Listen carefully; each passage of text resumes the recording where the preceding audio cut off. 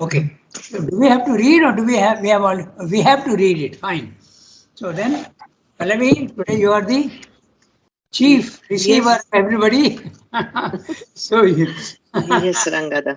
yeah. So you start reading today. Altruism, philanthropy, humanitarianism. Go ahead.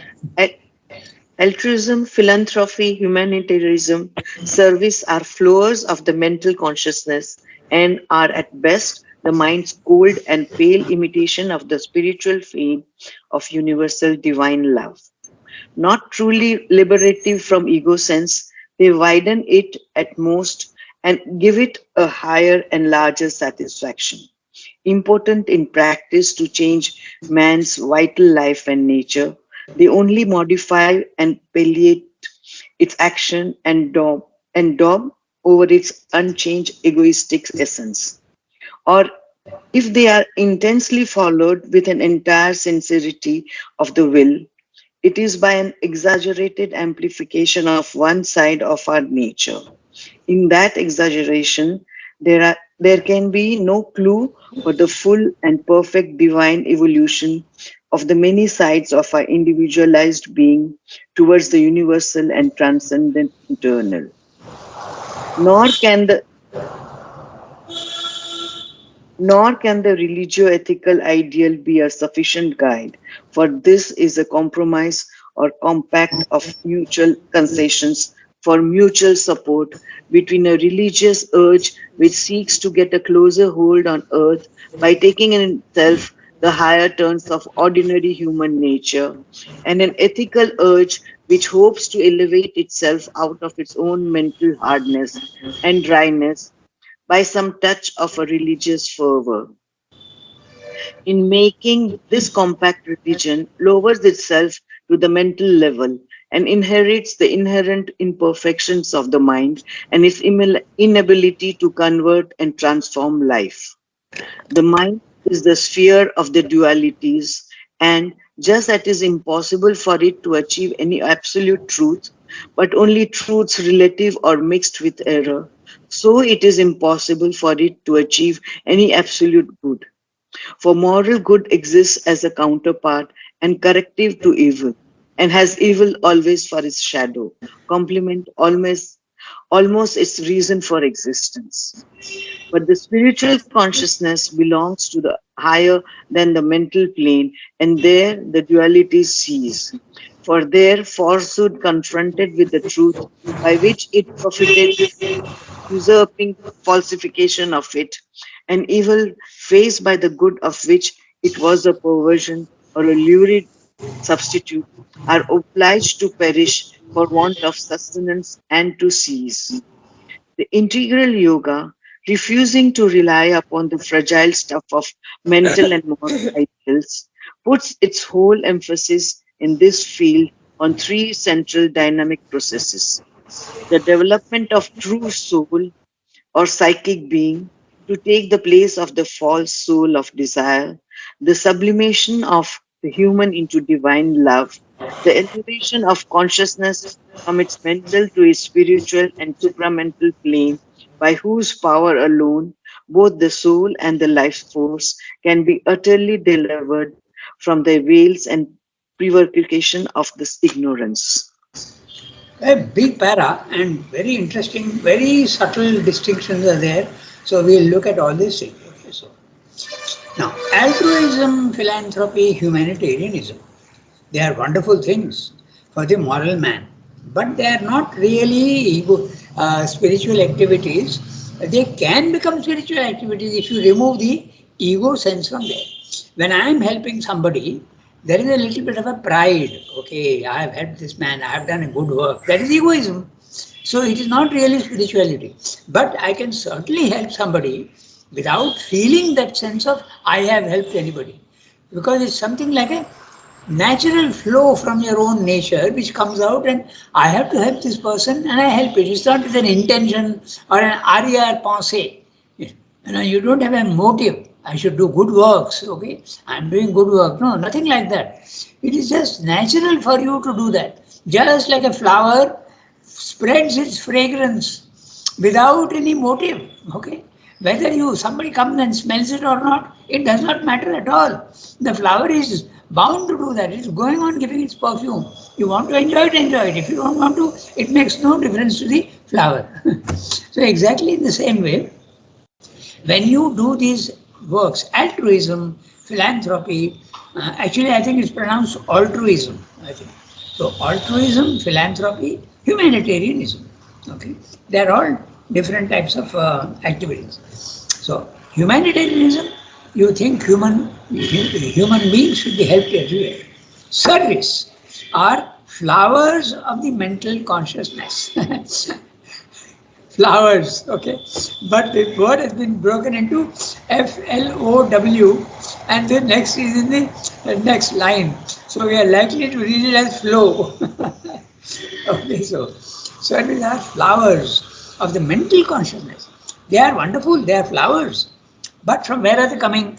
Even the flowers, there are so many distinctions. So Srimji is saying there can be flowers of the moral condition, there can be flowers of the mental condition, there can be flowers of the spiritual consciousness. So humanitarian philanthropy, humanitarian is fine. They are very good things, but they are not really spiritual if there is ego motive behind what you are doing. Okay. In fact, 90% of the time it is like that. On my birthday, I will feed the poor, I will feed 100 people, and you even advertise in the paper. Today, so such and such has fed so many people. Okay, so this is what he's saying. Our service, our flowers of the mental. He is not finding fault with it. It's very good for the normal man to do that. It's much better to have altruistic and philanthropic motives rather than be selfish. So certainly it is far superior to the normal man, but it is not yet sufficiently developed into a spiritual activity. That's what Sadhguru is saying. But it can be, as we said, we discussed it. Huh? So, service are flowers of the mental consciousness and are, at best, the mind's cold and pale imitation of the spiritual flame of divine, universal divine love.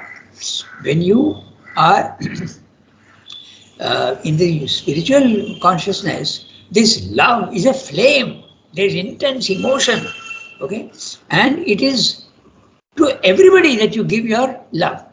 But in the humanitarian and philanthropic, I will give my help to those who are suffering, not to everybody. You are being a little exclusive, nah? So this is the difference. Nah? So this is the mind's best cold and pale imitation. These are all pale imitations of the spiritual flame of universal divine love. So there is a huge difference between spiritual love, helping everybody, maybe subtly, but not only subtly, it can also be very gross. Okay, it can be, but gross money, I mean dense, physical. I mean, not gross in a negative sense. Okay, physical. You can get, you can certainly help people. So this is what the difference between the two. Now, not truly liberative from ego sense. So Amda is giving a little bit of a leeway. Okay, there is a little bit of a play. Altruism and philanthropy and humanitarianism can be egoless. But normally, if you are so concentrated only on your own aspiration, you are not so bothered about the suffering in the physical world, because you know that today if I feed somebody, okay, what about tomorrow? So I am not solving the problem of suffering and hunger in the world. Okay. So if you are really spiritual, you will try to find a solution which is permanent, not temporary. Not one day I have fed somebody, I am satisfied, but what about tomorrow? What's going to happen to him tomorrow? So this is the defect, or rather the shortcoming of humanitarianism. So spiritually, you will try to help everybody, but not necessarily physical. It can be physical also, but certainly it is spiritual.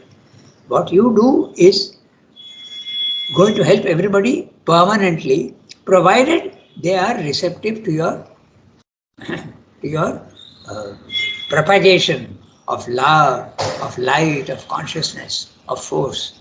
Okay, Mother used to do that. It's like a lighthouse. No? A lighthouse is turning around and giving light to all the ships which may be in distress, but some ships may not receive it. If the ship receives it, then it is benefited. So this spiritual action is like a lighthouse. Okay, irrespective of who is receiving, it goes on giving. So, not truly liberative from ego sense. What does they do? They, altruism, philanthropy, humanitarian service, they widen it at most and give it a higher and larger satisfaction. The satisfaction that you get from egoistic action, there is some satisfaction, but very egoistic. But when you do it for others, there is an egoistic satisfaction, but it's much wider and much better. It's a higher satisfaction. That's what Swami is saying. Certainly it's higher. Now, what is its defect? The defect of humanitarianism and philanthropy. Impotent in practice to change man's vital life and nature, they only modify and palliate its action and daub over its unchanged egoistic essence. So, they use very interesting images here, so we'll look at what he's saying. He says it is important. Philanthropy is important, it does not really change your nature. The one who is doing philanthropic work, it does not bring him necessarily to a spiritual level of consciousness. Cannot. Because it is ego. And the egoism is the negation of the spiritual life. When you are really spiritual, the ego disappears. Remember, when you climb, your consciousness climbs out of the body-mind life and stations itself outside the body, and there is no more identification with the body-mind life, then you are in a consciousness where there is no ego. Okay, there is absolutely no ego there. There may be a little bit of a shadow of an ego, but the ego is usually not there. So he's saying, important in practice to change man's vital life and nature, they only modify. There is those four things that he has said: altruism, philanthropy, humanitarian service. They only modify and palliate. The word palliate is very interesting. Palliative is a temporary medicine which relieves your pain, like a painkiller. I'm getting a headache, I take a painkiller, in 10 minutes my headache disappears. But it will come back again tomorrow. So palliative is a temporary cure. Okay? So when you are feeding a hungry man, you are relieving his hunger temporarily. Tomorrow again he'll be hungry. So that's why this is the word palliative. And then daubing over. Now daubing is also a very interesting word, because when you have to paint a surface which is ugly and dirty, like they are doing now in my house, the outside of the house, what do you have to do first? You have to remove the old dirt. You have to scrape it. You have to get rid of all that dirt, and then you put, number one, you put a first primer coat. Then you put the final coat. Those who are doing construction work know that. So, but daubing over means without removing the dirt at the base, you just put a coat of paint on it. Okay, it's temporary. After some time it will disappear. So the word daub is very interesting. Okay, so daubing is not changing fundamentally anything, but just covering it up with a fresh coat of paint, which will again be affected by the basic dirt behind it. Okay, so that's what he's saying. It's a very interesting image. Okay, so, and daub over its unchanged egoistic essence. So when you are doing philanthropic work, your ego is there in the background and you are taking full credit for it, and it is not really changing you. So what do you have to do to change yourself and go to spiritual level of consciousness? You have to remove your ego. And how do you do that? That can't be done by mental effort. You have to rise to the higher mind level, which is the level 2. You have to lose your identification with body, mind, life. Then the ego disappears. It's a consequence of your rising to the higher level. Okay? I go to the next sentence. Or if they are intensely followed, again the they means the four things that he is talking about earlier: altruism, philanthropy, humanitarianism. By the way, let's look at what he is saying. What is altruism? Altruism is, I am going on saying altruism is altruism. Okay, it's pronounced altruism. Oh, it can also be pronounced altruism. I'm sorry. Both are possible. The quality of unselfish concern for the welfare of others. This is the altruism. Ranganath, Yeah, tell me. uh, can you explain the nuances between these four words? Like Yeah, what that's is right. altruism, what is Yeah, philanthropy, how is it different? let's do that. Yeah, very interesting what you're saying. That's exactly the thing. So, altruism or altruism, both can be pronounced. It is a quality of unselfish concern for the welfare of others. But you need not be, not necessarily that you are feeding him or giving him a present or giving him new clothes or shoes. Not necessary. Yes, you feel very intensely for someone who is suffering or is in need. The quality of unselfish concern. I am reading from the dictionary. I have noted it down on my the note. Quality of unselfish concern.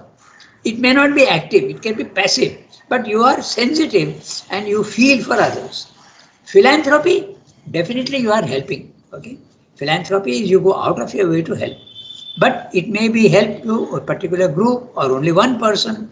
But humanitarianism, you are applying your philanthropy to the entire large groups or even for entire humanity who is suffering. So normally, this is what happens. Humanitarianism, you include the whole universe in your concern for other suffering people. Okay, and service. Service is very clear. I can do service in so many ways. It's a personal service that you do to others. Okay. So very clearly he has But given the gradation. Yeah, tell me. no, but philanthropy and humanitarianism are both for the whole humanity. No, Not philanthropy also it can be. Hmm? it can be, but it need not be also. Na? When I'm feeding 100 people on a special day, okay, it is not entire humanity. Na? Hmm. It need not be. Like for instance, our Mother Teresa, she was concerned about the poor people on the pavements of Calcutta, and she started doing her work there. She came all the way from Albania, na? Uh, Hmm. and she learned, she saw that, and she started doing this. And of course, her movement was so fantastic. It spread all over the world. You know that, no? I don't know. Yeah, Yeah, it spread all over the yeah, world. but Yeah, tell me. that would be human. What you are giving the example of Mother Teresa, is it philanthropy or is it humanitarianism? It is Philanthropy, humanity. yeah, but you can't make a clear distinction between the two. Philanthropy can enlarge itself to humanity. In fact, Hmm. afterwards, her movement spread to all over the world. Na? They wear a white sari with a blue border. Okay, Hmm. that's a group. They do that. So it spread to all over the Uh, world. Humanity it went to South America. Rangatha, Yeah, tell me. philanthropy is usually with some either money or some object. No, you gift something. Humanitarian is service plus gift. It is That's mixture of both. yeah, yeah. That's why I'm saying it's not absolutely. You can't make a clear cut division between the two. They can flow into each other. Philanthropy, yeah, that's right. When you the rich people in the world are usually giving money to charitable institutions. That is philanthropy. But it can also be feeding of the poor. Also, okay. It can also be helping the poor. That also is philanthropy. But humanitarian includes all humanity. Okay, so it's an interesting distinction. That's exactly what Sirdo, he is so precise with his words. The small differences are always there. And it's always interesting when he puts 3, 4 words to see exactly what the gradations are. So we did that today. Hmm. Altruism is unselfish concern for others, not necessarily active. It can be passive also. But it's far better than to be insensitive, na? So it's already something. But philanthropy is actually helping physically, and humanitarian philanthropy can be to a particular group or to a particular institution, okay, or to a particular cause. That is philanthropy. We have a prime minister's relief fund is there, and whenever there is a flood or something, they are asked to contribute to that. You can do that online, and that is philanthropy. Humanitarian, as we said just now, include entire humanity in your concern. And service. Service can be also very limited. You can serve a group, I can serve in so many ways. Service is usually when you feel for others or you're doing something not necessarily for yourself. So, We go back to our uh, palliative and daubing over unchanged egoistic essence. Now he is saying that this, although it is moral and mental, it can become also spiritual. So let's look at that. Or if they are intensely followed with an entire sincerity of the will, it is by an exaggerated amplification of one side of our nature. So this is a very interesting sentence, and let us see what he's saying. Okay. So he's saying, even when I am doing it, I am helping people. Okay, like the Buddhists and the Christians, they have this charity, they have this idea. Okay. But it is when you are doing that, you are exaggerating one aspect of your nature. What is that one aspect? Okay. When does the urge for humanitarianism and philanthropy come? When you are hurt by the suffering of others. And if you are hurt by the suffering of others, then you are in a consciousness which is not perfect. It's a very subtle thing. Just follow the argument. Okay. Your spiritual consciousness should be one in which you are concerned about others without being hurt. There is a big difference between pity, in which you are hurt somewhere, and compassion. Compassion is concern for others without being disturbed. But when you are doing humanitarian work, usually there is a pity, and then you say, oh, I must do something, but you are affected. So this is what Sridhar is saying. If they are intensely followed with an entire sincerity of the will, even then it's an exaggerated amplification of one side of our nature. And what is that? The urge to help others through physical means. Okay. But what about your own opposite side, that you must not be affected? That you are ignoring. The opposite. In the world, all the opposites are there, and whenever you say that there should be peace, okay, we'll take another example. Okay, everybody says violence is bad. You are exaggerating one truth. Why? Can violence not be also used for good purposes? So that's the other opposite truth. So you should not exaggerate only one side. That's what Shakespeare is saying. It's a very subtle distinction. The more you think about it, you will see that it's absolutely true. No? So, when you are helping somebody, going out of your way, like the Christian missionaries. I told you about that girl who came from America. She was a Spanish girl, and she was talking with me, and she said, the urge for humanitarianism in me is very strong. I must help others.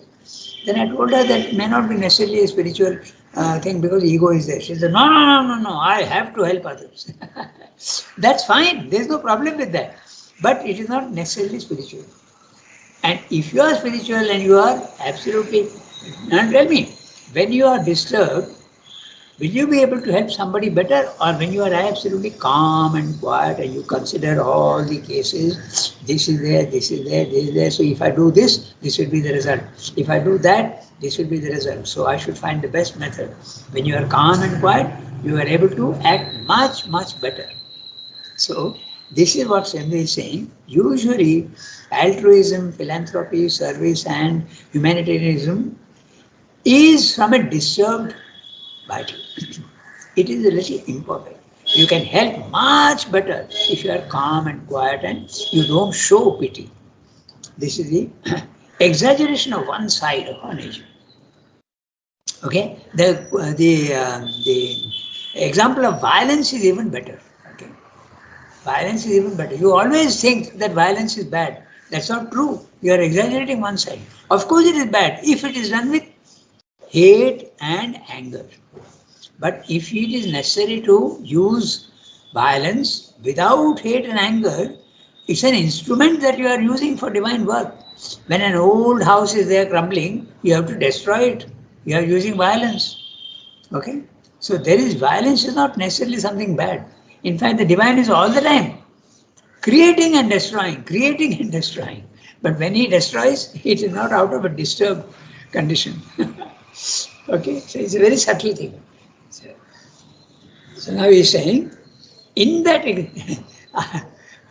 okay, so think about it and you will see that what we are discussing is absolutely right. Because in the physical world, at our level, there are always two opposites and both are true. No? We have discussed this many times. Dualities. Okay? And everything. Okay. Compassion and unselfishness is certainly good. But is it not true that sometimes you have to develop yourself and therefore there is a little bit of selfishness in it? When you are concentrating only on your own development, you are not bothered about others. But is that not legitimate? So this is all the dualities in the physical world are both have a truth in the physical world. You have to see the essence of the truth and you have to see the outer imperfection on it. Okay. So as I told you, I'll go a little more, I'll give you another instance. Telling the truth. Morally you say, oh, that's the only thing. But you are exaggerating. Because first of all, you don't know what truth is. Secondly, you can use truth for wrong purposes. That's the interesting part. So you have to, when you're saying truth is the only thing one should do, you are exaggerating. Because sometimes falsehood also can be used for a good purpose. Okay. How? Okay. We give this example of I am sitting in one place and suddenly someone comes running to me and says someone is chasing me to kill me. Okay, very gross example, but it is there. You can think about it. Someone is, please hide me somewhere. So you hide the person. Then that murderer comes and says, where is that fellow? Will you tell him the truth? Or will you tell him a lie? So this is a very gross example to show that falsehood and truth, okay, cruelty and compassion, okay, they are all dualities and both have a truth in it. Cruelty, you may wonder how cruelty can be a good thing. What about euthanasia? No? You are actually killing someone but with a good intention. You know euthanasia, no? Mercy killing. Okay? Yes. When a horse has fallen and broken its leg and you don't have any way of repairing that leg, it's not uncommon for people to shoot the horse dead. Okay, his suffering is ended. So you can do that with human beings also, although you're not allowed to. Euthanasia. So apparent cruelty, okay, is apparent. So dualities are all to be, you should not exaggerate only one side of it. Sometimes it is necessary, but you must also realize that the other side also has a point. So that's what Sundar is pointing out here. Okay. So, But saying, Rangana, yeah, tell me. Shiva, Lord Shiva is portrayed as the destroyer, no? And Yes. he is always portrayed as if in anger he destroys, not Uh, with that calm peace. yeah, No? but yeah, there's a slight exaggeration of the human element in that. Okay. Because remember, these are all our own ideas. The basic idea is Brahma, Vishnu, Shiva. Okay. Yes. They are the divine. If you think only of the divine, he is constantly creating the world, but he is also constantly destroying the old and bringing in the new. Nah? So that's happening all the time in the world. Nah? The old trees are dying out and new trees are coming up. Old civilizations which were imperfect have died out and new ones are coming up. So there is a constant construction and a destruction. So Shiva represents, it's a human idea. Shiva represents the destructive aspect. Okay, yeah, it's true. Because there is a story na, that when one day he was concentrating and Madana, okay, who is Madana in English? What do you call him? Cupid, the god of love. He comes and puts a little passion into him to disturb him, and he gets so angry. This is third eye. He burns Cupid. So that is the so anger. Usually, uh, at the divine level, it is not there. It's a destruction which is uh, meant to be the right action. so, so then we come to this saying, in that exaggeration of one side, there can be no clue for the full and perfect divine evolution of the many sides of our individualized being towards the universal and transcendent eternal. Okay. So when you are doing works, you are indulging in action and compassion, and you are doing that. That is fine. But there is the other truth also, that you have to be calm and unaffected. So this is saying, and in that exaggeration, when you are exaggerating, I told you like that Spanish girl who said that no, I have to do that. She is blind to only one side. She is not seeing the other side. That you have to be calm and quiet, and your compassion and help to others need not be only physical and vital. It need not be. So that's it. And you have no indication of that. Okay, because when you go to the universal and the transcendent, okay, the divine is calmly watching everything. That's the experience of the nirvana, the experience of the self. When you go there, you are not affected by anything at all. That's also a truth. Okay? You are not concerned with all the suffering in the physical world and all that. You're just watching and seeing it is something mechanical which has no truth. That's the nirvana experience. In Life Divine, very clearly, that experience is there of the self. When you climb out of your and make your mind silent, the consciousness you go to is unconcerned with the physical world. If you are concerned, then your action will not be perfect. When you are angry and disturbed, you will not be able to think clearly. So only when you are calm and quiet and unconcerned, then you will be able to act much better. You will be able to logically see what has to be done. Okay, so that's what he's saying. Transcend, universal transcendent. Nor can the, I go to the next sentence, nor can the religio-ethical ideal be a sufficient guide. Because religion is, the difference between religion and spirituality is that religion is mostly, it's not, again there is a gradation between the two. Religion is mostly stuck on the outward forms, okay, puja, okay, the waving of arati, waving of lights, okay, lying down and doing pranam, okay. I'm not saying that it is bad, but they are the outward, because you can do pranam while you are thinking of something else. Okay? But the spiritual is, the real spirit is there in you. Whether you do pranam or not is unimportant in a spiritual life. But the attitude within is the real thing. So Srinath is saying, nor can the religio-ethical ideal be a sufficient guide, for this is a compromise or compact of mutual concessions,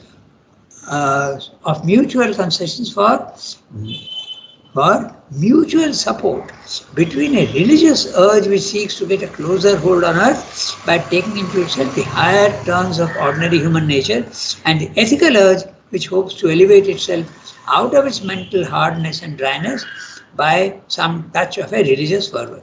The complicated sentence, have a look at it very carefully. Nor can the religio-ethical ideal be a sufficient guide. Guide for what? For a spiritual life. For this is a compromise or compact. Now the word compact is very interesting. It means a pact with two people. Okay, you have some ideas and somebody else has an idea, and then you have a pact. Okay, it's a compromise. Okay, you give up something of yours and the other person wants to give something, it's a pact. Like we have in the world, we used to have all these NATO pact, okay, North Atlantic Treaty Organization, or we used to have Seattle pact, okay. Then we had also a pact with Russia just before the Bangladesh war. Like that, there are so many. Now there is other pacts are also there, compacts, like the Quad, you know that, no? America, Britain, America, India, Australia and Japan. It's a compact. Okay, it's an agreement that we will all work towards a common good. So, and here what is the agreement between?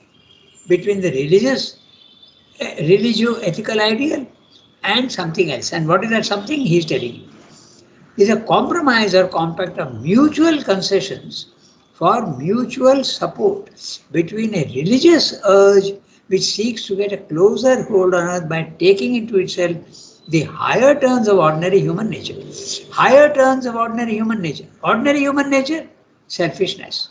A higher turn of ordinary human nature, unselfishness. And you want to do something for others. But it is still not it's not yet a spiritual action. So there is a compromise. So humanitarianism and all this is a compromise between the lower and the higher ordinary life. That's what he's saying. And an ethical urge which hopes to elevate itself out of its own mental hardness and dryness. Own mental hardness and dryness, when someone is very unconcerned about others and there is a carelessness about others suffering, that's the mental hardness and dryness that he's talking about. So when the ethical urge is there, it is trying to correct that. It is much better to be sympathetic to others and give help to others than be selfish. That's what Sridhar is saying. By some touch of the religious fervor. So when you do that, when the religious fervor is there, it's a compromise between the higher ordinary life and the lower ordinary life. In making this compact, religion lowers itself to the mental level and inherits the inherent imperfections of mind and its inability to convert and transform life. This is exactly what happened in lowers itself. It happens everywhere, no? It happens also. The best cases in Europe, okay, the sale of indulgences, okay. The religion is telling you that you must be pure to qualify to go to heaven. But then, when someone is about to die and he has committed a lot of crimes, they call the priest, and the priest gives you absolution. You know that, no? So absolve all your sins. And you pay a little money to the priest and he absolves you. This was in Europe, it was the sale of indulgences. You are being indulgent towards that fellow. So it's a compromise. You are coming down in your level. Okay. So that's what is happening. Here also, in our India also, there are so many compromises like that. No? So when a young girl becomes a widow, because earlier very young girls used to be married off. No? Of course, you go to your husband's house when you are after puberty, you can go to your husband's house, but the marriage used to take place much earlier. Okay, it was like that. There is a purpose for that, but anyway, that's another subject altogether. So, I can tell you that even my mother was married at the age of 7. Okay, and my father was 14 then, but they started living together much, much later. Okay, so this is what used to happen. So what happens if that young girl becomes a widow? It's a sign of inauspiciousness, and you throw them into the widow's home in Varanasi. Okay, this is to be the thing. So you are trying to avoid the inauspiciousness, but you are doing something very cruel. So again, a compromise. Corrective to evil and the mind is a sphere of dualities. That's exactly what we were saying. No? So when you are in the mind consciousness, there are dualities, there are opposites. And all the opposites have their validity. There is truth and there is falsehood. There is light and there is darkness. There is hot and there is cold. There is kindness and cruelty. And both are valid under certain circumstances. As I told you, cruelty sounds to be very, very negative, but it can be done out of kindness. Okay? So you have to keep in mind that the dualities both are valid in their own way. Okay? So mind, when it makes only one side exaggerated truth, it is not absolutely correct. Okay? That's what Sridhar is saying. The mind is a sphere of dualities, and just as it is impossible for it to achieve any absolute truth, but only truths relative or mixed with error, so it is impossible for it to achieve any absolute good. Now, he is saying something very interesting. For moral good exists as a counterpart and corrective to evil, and has evil always for its shadow, complement, almost its reason for existence. Okay? Now, I'll give you an example, and you have to understand it correctly. It's in the politics of India. Okay, so you are being kind to the Muslims. The Congress government, when it was there for 30-40 years in India, they were being kind to the Muslim community by allowing everything that they wanted. Okay, but You are allowing them, but you are not doing the right action to elevate them to another level at all. Okay, so you are actually harming them in a certain way. Okay, when you feed someone one day, you are actually harming him because you must teach him how to stand on his own two legs. Now, there is a very interesting, I think it's a Chinese thing that says, if you give fish to a poor man who is hungry, you are solving his problem temporarily. But why don't you teach him to fish? Then you have solved his problem permanently. So there is a difference between the two. Okay, so that's what Siddha is saying. When you exaggerate only one side, then it does not change things fundamentally. Okay, so the mind is a sphere of dualities, and just as it is impossible for it to achieve any absolute truth, but only truths relative or mixed with error, so it is impossible for it to achieve any absolute evil. And has evil always for its shadow, complement almost its reason for existence. Okay. If evil is not there, then good is not even necessary. And if good is there, then evil will always be there in the physical world. Only both get eliminated when you go to the spiritual level of consciousness. Okay? Morality does not become valid at the spiritual level. You have to go beyond good and evil. But the spiritual consciousness belongs to a higher than the mental plane, and there the duality ceases. That's what you realize when you go to level 2 of the spiritual levels of consciousness, that light and darkness are really the same thing in different grades. Okay? When light starts reducing itself, it is still light. And when it reduces itself completely and becomes darkness, it is still the absence of light. It is light in one pole and light at the extreme other pole. So dualities disappear. Okay? That's what Siddha is saying. They become two ends of the opposite pole which are not contradictory. That's what it is. They cease to exist. So, but the spiritual consciousness belongs to a higher than the mental plane, and there the duality ceases. For there, falsehood confronted with the truth, by which it profited through a usurping falsification of it, and evil, faced by the good, of which it was a perversion or a lurid substitute, are obliged to perish for want of sustenance and to cease. So, when you go beyond, you don't see evil and you don't see good, you go beyond both. They perish, they disappear.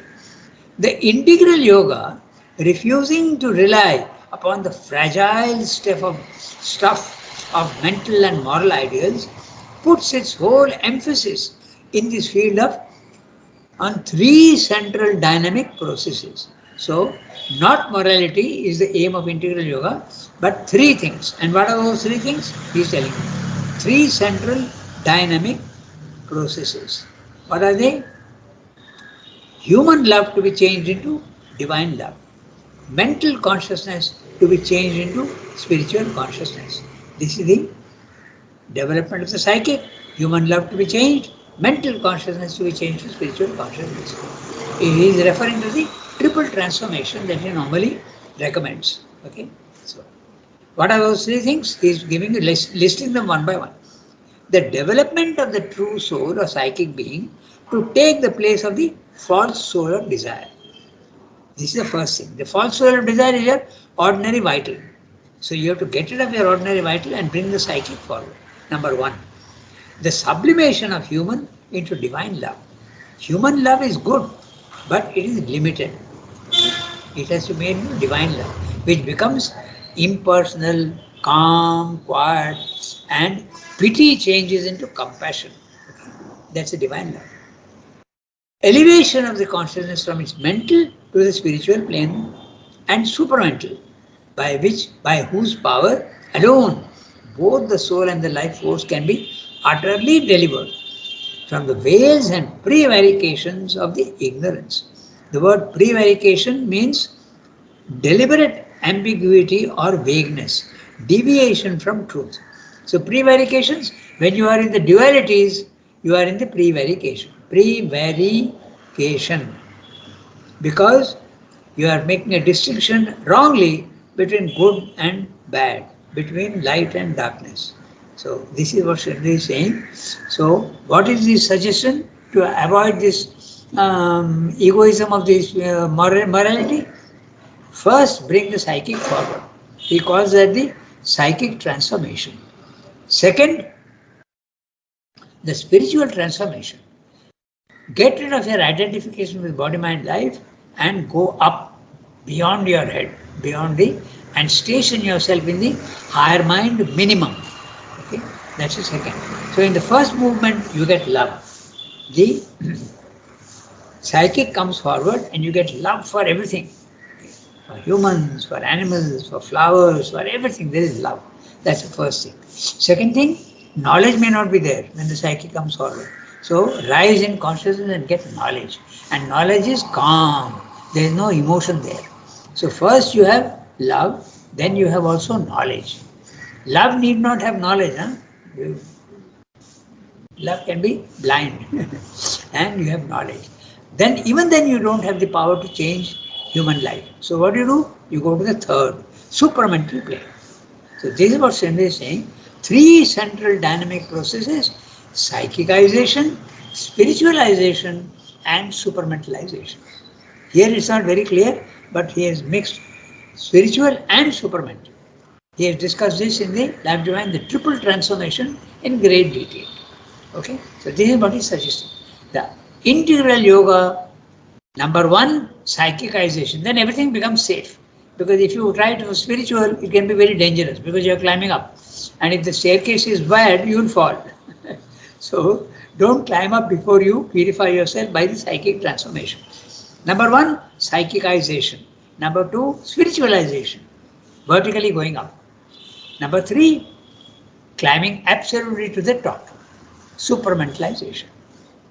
Okay, so a very interesting para with so many subtle variations, and we had a, but still when you think about them, all sorts of questions will come up in your mind, okay, and you can work them out with what we have discussed today. Okay, so au revoir everybody. I have crossed by 4 or 5 minutes. Okay, au revoir.